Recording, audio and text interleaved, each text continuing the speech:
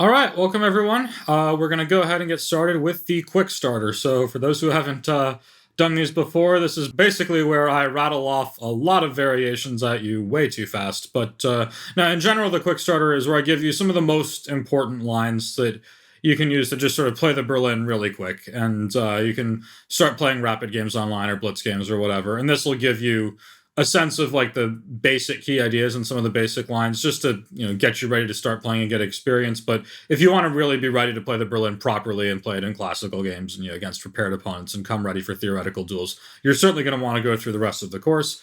But the quick starter, let's get going. So it starts with e4, e5, and now of course the main move is knight f3, but there's some others. c4 is extremely stupid. Black just goes knight c6 and bishop c5 and knight e7.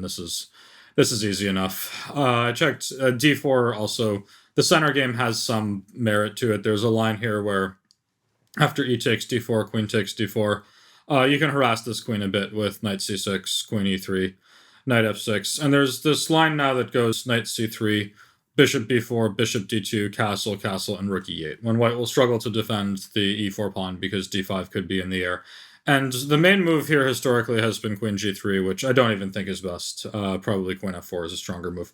Anyhow, here we can just take on e4, and after bishop takes, knight takes e4, rook takes e4. I don't really believe in white's attack. He's a pawn down, and it's hard for him to get his pieces active. So, for example, white can try bishop f4, which has some intention of at least pressuring the c7 pawn and avoiding the exchange of bishops and getting ready for bishop d3 next when white's pieces can spring to life, but rest assured, energetic play sort of ends that hope. And after queen f6, we counterattack this bishop on f4, and when white takes on c7, we go d6. The bishop is trapped, and if it comes out with bishop takes d6 and we go something like bishop f5, black's pieces are just jumping in to give mate with rook c8, and Stockfish already gives black -6. Like, white is absolutely crushed here. So this is easy enough. There's other lines, of course, you want to be ready for within the center game, but I don't think this should be super challenging. On a somewhat more serious note, there's this Gleck variation that's sort of popular in blitz, where white just sort of puts the bishop on g2 and almost pretends that he's playing a closed Sicilian, but I think we can take the whole center right away with d5. And this is mainly my MO, and all throughout the course is just take the center with d5 if at all possible. We'll find that I'm playing d5 both in the Italian and the Berlin in a lot of cases without playing d6 first. So e takes d5, knight takes d5, bishop g2. And we can just take on c3 and go knight c6, knight f3. And I like putting the bishop on d6. It's nice and solid. You don't have to worry about some bishop c5 getting hit with d4 with tempo.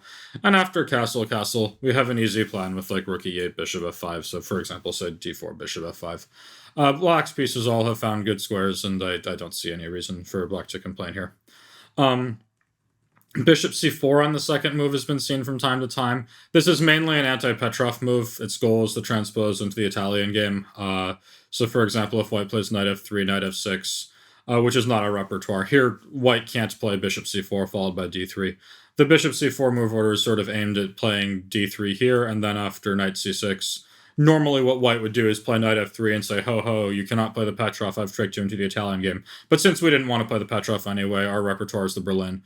This doesn't really seem problematic. Now, white probably should just transpose into the Italian, but if he plays knight c3, which maybe hopes to play f4 or something later, we can go bishop hunting with knight a5, pointing out that because white has delayed knight f3, this move is possible without hanging the e5 pawn. So after knight g2, one key point is I don't think black should rush to take this bishop on c4, because when we take, white goes dc and queen d3, and that's a very nice square for the queen. So what we're going to want to do is wait for white to burn a tempo with his a-pawn, and then as soon as that bishop is actually threatening to leave to a square like a2, then we take it. So for example, after c6, castle, bishop c5, white's best plan now is to go queen d3, bishop e3, but since we have delayed taking on c4, he can't do it too quickly. So for instance, if white now plays a3, now that the bishop's starting to leave, now we really do have to take the piece. But following d takes c4 and d6, black is an easy position. He just castles and plays for bishop e6, a6, and b5. And it's nice that white was a bit slower to play queen d3, bishop e3, and instead had to burn a tempo on a3, which is a largely useless move.